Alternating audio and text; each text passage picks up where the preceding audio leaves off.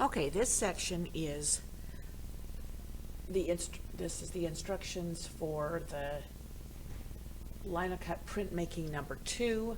This is the plate and the printing. So once you've got your drawing all figured out here, my social issue here is going to be endangered birds and endangered bald eagles. And so I've got my drawing here, and what I've done, you can just tear this out of your page or out of your book and cut this out with scissors. The scissors are in the cupboard. Now that I've got my drawing. So I've got this, and I need to transfer it onto my printing plate. A printing plate is just made out of linoleum. It's got like a sisal backing on it, and it's kind of just a linoleum product that we use that's an art linoleum. Now you're going to take your drawing and you're just going to position it on here. Now the 5x7 is mostly the size of the plate. And you're just going to get a piece of tape. Make sure the tape is nice and long and create a hinge out of it. Now the reason for this is so that you can lift it up and down and you can slip some carbon paper underneath. Please do not put tape on this carbon paper. I like to use this for a long time, and it just rips this. So carbon paper is inky on one side and then it has printing on the other side. So you put the inky side down and slip it under here, and then using pressure from either a pencil, probably not a mechanical pencil because they break, or a ballpoint pen. Excuse me. And then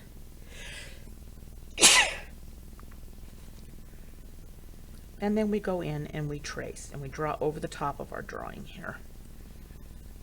And I fix any mistakes I made as I'm doing this. I'm pressing firmly. You don't have to press hard. You press hard, you end up ripping the paper. Put in all the details. Make any adjustments you need to make. You don't have to shade anything in. Just put a line drawing in, but get a good detailed line drawing.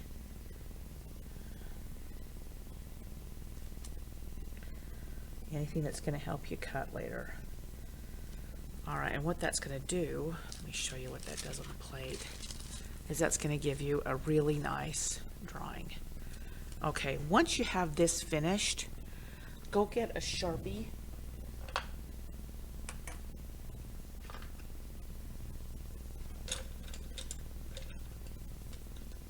Just grab a Sharpie out of the cupboard and outline it. And the reason for that is we outline these lines just because this carbon paper is not very durable. And if we're cutting along and our hand can smear it, and then we don't know where our line went. So after you've got this all the way done, all the way traced on, then trace it with a Sharpie, okay? And you'll have a good drawing to cut.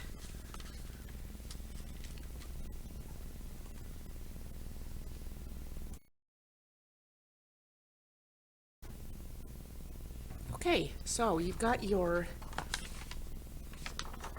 image all traced on. You've traced it with Sharpie so it won't disappear on you. You can pull this off. I would keep this just in case something happens. And I always like to see the changes that are made. So keep this someplace. We've got another example of how it went here. So we've got this turned into this. This has been inked already. Okay, when you've got this, now you're ready to cut. So you're going to go over and grab a table clamp like this. Now this sits at the edge of your table. The knife and the table clamps have to stay in the classroom. If you get behind and you need to come in after school, before school, at lunch, whenever, that's fine, and you can use them, but I just can't send them home with you. Now the knives are just a speedball knife, and they come with a couple of blades in the handle like this. Keep the blades in the handle until you're ready to use them.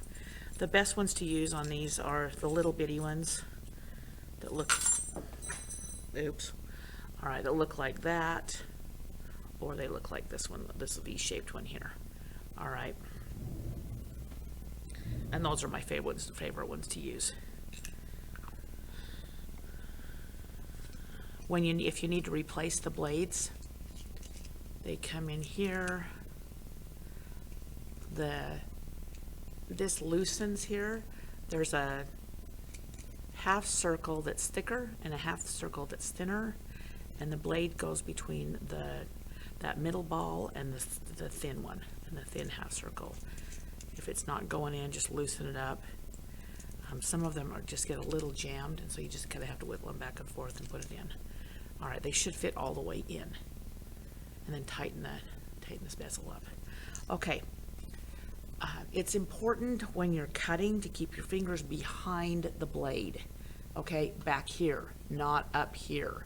This will end up sliding and slide right into your hand. It'll cut.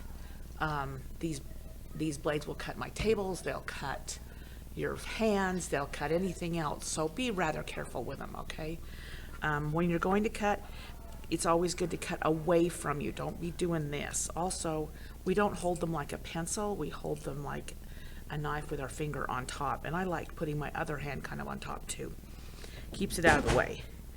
And what we do is we're just going to cut, and we're just going to cut small pieces, and we're going to go slowly. It's very important to work slowly. And I'm working with a pretty thick knife, but I like these V ones because I can get a thin line and a thick line out of them. The little tiny ones have a tendency to kind of fill in, those little tiny blades, when you go to ink them later. And I'm just going to go and create a texture on this bird's head, kind of like what you did when you were doing your pet portrait.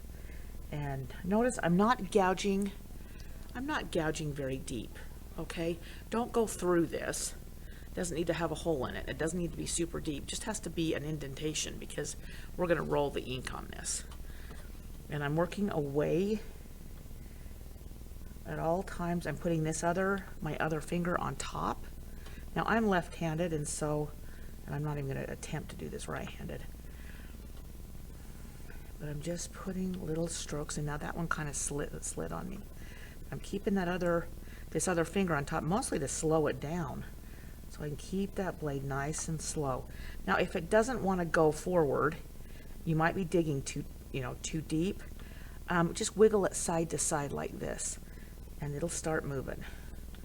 Sometimes they're a little stiff right at the beginning because the room is cold, but as you move it around and as your hand is on it, it'll kind of warm up the linoleum and it'll be a lot easier to cut.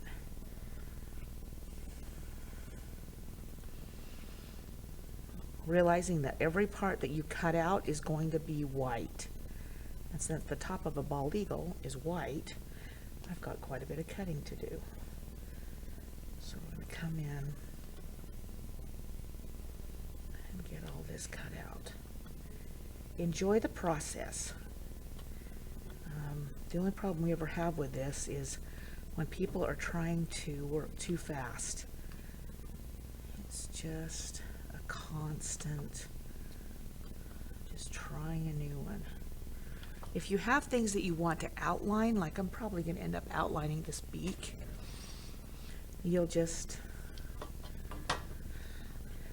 try to go as slowly as possible so you can get a nice clean line.